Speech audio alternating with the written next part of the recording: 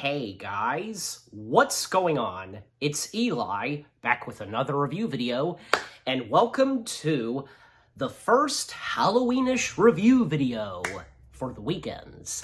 Yes, October has arrived, and to kick off October, and to start off this month's list of Halloweenish films, materials that I'll be reviewing, well, it's something Tim Burton. Now, if you guys remember, the first Halloweenish review video I did for last October, and, which being one of the first Halloweenish review videos for the weekends, I reviewed something of Tim Burton's, which being Vincent. And I'm sure you'd be expecting that, well, the next Tim Burton short film that I'd be reviewing would be Frankenweenie. But no, because in between Vincent and Frankenweenie, there was 1983's Hansel and Gretel. Yeah, I mean, I'm pretty sure that a lot of people don't seem to really remember this. Only the true hardcore Tim Burton fans like myself would know about this, and thus, yeah, I know about this very, very well. This, famously, aired on Disney Channel once, and I say once. It aired once on the Disney Channel in 1983 at 10:30 p.m. I'm reading it, and yeah, after that, it was gone. Never to be seen again, nor was it ever mentioned again. Yeah, it just vanished, thin air. But many, many years later, thanks to the Tim Burton exhibition, a rogue gallery of all, like, say, costumes and props and art pieces of Tim Burton from his movies and short films, put in an exhibit. The Tim Burton exhibition actually, recovered, I suppose, the Hansel and Gretel short film by Tim Burton, and, thus showing it, and, Hansel and Gretel made its way on the internet, most notably YouTube. Yeah. So if you want to check it out, go check it out on YouTube. You can easily find it. Type in Tim Burton, Hansel and Gretel, and boom, there it is. Yeah, and I'm pretty sure, yeah, there have been, if I'm correct, like, there's been a couple of, like, YouTubers who have done reviews and what they've had to say on this, and thus I'm doing it. So, yeah.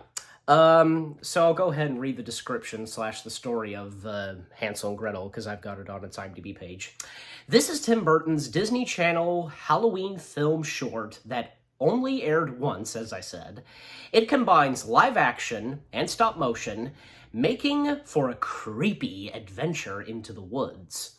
So basically, Hansel and Gretel, it's all Japanese themed, and all the characters in this short film are played by Asian actors.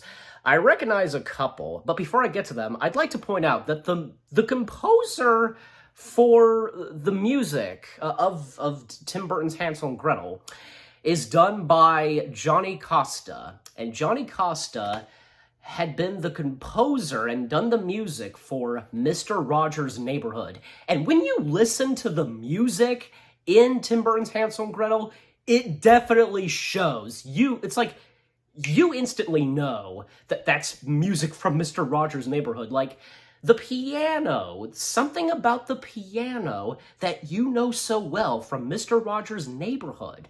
Yeah, I tell you, because it's pretty interesting, because, it makes you wonder, because, like, wouldn't this been fitting if, like, this was a story told by Fred Rogers? I digress, but, yeah. And also, I would also like to point out that even though that apparently, like, when you watch this on, like, say, YouTube, it's not on here. Like, it's unknown to what happened to the opening footage to this, although, it's been in the Tim Burton exhibition. Vincent Price does a brief introduction for the Hansel and Gretel short film. Yeah, but it's really cool that, yeah, Vincent Price is in this, and, he was one of Tim Burton's idols, and the fact that, well, before Hansel and Gretel, there was Vincent, it was in tribute to Vincent Price, and thus he narrated it. So, yeah, so there's that out of the way. So basically, yeah, this whole story is about, yeah, Hansel and Gretel and their father being played by Jim Ishida. I hope I'm saying that name right, the last name right, that is. You know me, again, with pronouncing words and names, you know. I recognize Jim because he was in Back to the Future Part 2. He played Marty McFly's boss in 2015 after, Needles called up Marty and called him chicken and, telling Marty to insert his credit card, doing something. And that got Marty in trouble. And his Asian boss, being played by Jim Ishida, called him and told him that, you're fired. Yeah, that's him. So he plays the father, who's a toy maker, and Hansel and Gretel, they're played by Andy Lee and Allison Hong, and their stepmother, being played by Michael Yama. Yeah, the stepmother's played by a guy. And Michael Yama, I recognize him in a few things. Well, I've seen him in, say, Indiana Jones and the Temple of Doom. He was one of the plane pilots, Lao Che's plane. Yeah, I'm saying the name right. And he was also in Dumb and Dumber 2, and that's about it. So, yeah. So he plays the horrible stepmother. Like, she despises Hansel and Gretel. Even, like, say, first attempt to, try and leave them out into the woods and let them die out there. But of course, they find their way back because if you know the story of Hansel and Gretel, they use, like, pebbles, so they would make their way back home. And thus they do. Even, like, the stepmother, like, not wanting to feed Hansel and Gretel, like, you don't deserve to eat. Golly, what a horrible stepmother, Well, hey, just like Cinderella's stepmother. So there you go. Even like the father knows that, how horrible the stepmother is. Well, why did you marry her? And why are you still here in the first place? Why are you still here with your children? Aren't you gonna get out with your children? Eventually, of course, the stepmother is done for at the end until I get to that. And so, like, the second attempt for the stepmother to leave them out there, she successfully does so. Like, the toys that the father makes, and definitely it shows because there's a lot of, like, Tim Burton style in this, of course, with all the toy makers, like, with all the toy makers' toys. And even, like, say there's a moment where the father entertains Hansel and Gretel with, like, a puppet and telling them that, they're going to get out of there soon. I noticed, like, two things, I think, that predate Nightmare Before Christmas. I saw the curved hill, what I'm talking about, the spiral hill, sorry, one of the most infamous scenes in Nightmare Before Christmas, the spiral hill. I swear that I saw that in the background, like of the mountains and so on, and when they're walking out in the woods. And there's also like a wooded duck, with wheels. Now that, I think, predates, the psychotic duck from Nightmare. You know exactly what I'm talking about. The duck that was right beside the vampire teddy bear. So the stepmother's second attempt to, get rid of Hansel and Gretel out in the woods, she successfully does so, and they stumble upon a gingerbread house, and they see the Wicked Witch that lives in the gingerbread house. And the thing is, the Wicked Witch is also played by Michael Yama. I was really thinking at first, could the Wicked Witch be the stepmother in disguise? That's a good guess. And again, both the stepmother and Wicked Witch are played by Michael Yama. But no, I can confirm you that no, it's not the stepmother disguised as the Wicked Witch, if only. Besides, what happens with the Wicked Witch at the end of the short film?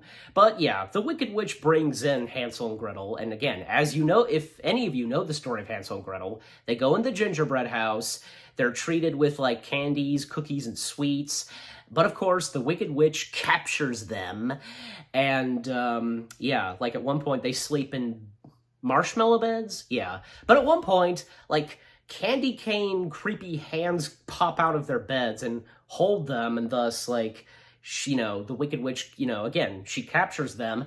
There's also moments where in the gingerbread house, like through the walls, they start like squirting out frostings, I want to say. I guess it'd have to be like colored frostings. But anyways, there's a moment where Hansel's the boy, Gretel's the girl. Hansel is like in like a dungeon, I want to say, and he's forced to eat a puppet gingerbread man. Yeah, basically a puppet gingerbread man, pestering Hansel to eat him. But of course, after Hansel eats a good chunk of him and all that's left is his head, I had a feeling it was coming. Like Hansel throws the gingerbread's head and like breaks off, and basically, and if you know the story of Hansel and Gretel, the witch like setting up a fire, and of course, the witch like uses Hansel to be thrown into the fire, but then Gretel starts to attack the witch, and there's a moment where like, say, I recall like the witch using cookie themed stars, like throwing them at Hansel and Gretel, and a moment where she uses her candy cane, breaking it off into two pieces, breaking it apart, and they become nunchucks. Like, okay. And even like, say, like this witch has a war cry. Ah! Like, oh my gosh.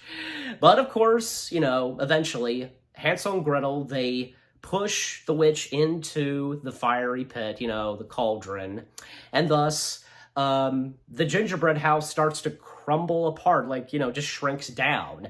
And there's this like giant wooden duck. What the heck is it? I don't know, but it helps take Hansel and Gretel back to their father. And we find out that the stepmother has been disposed of. Like, I guess, the father successfully got rid of the stepmother and ensuring his two kids that, they'll never see her again. And apparently the wooden giant duck, again, whatever the heck it is a duck, but still, it basically like pukes out rubies and diamonds, and now they're happy, like, they now have a fortune, stuff like that, and they jump in the air, slow motion, so, and that's how it ends. And as I said, this only aired once, and again, that was it. It was never seen again. And as I said, thanks to the Tim Burton exhibition and the internet, everybody can now see this, and for any Tim Burton fans, yeah.